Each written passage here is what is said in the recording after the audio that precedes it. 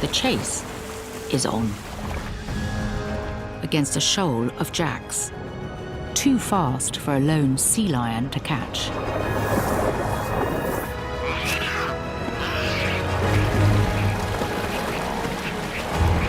Using the cove as a trap,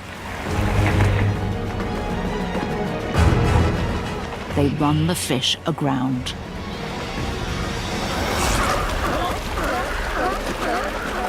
In the shallows, the pelicans are the first to cash in. Able to squeeze up to 10 fish in their expandable throat.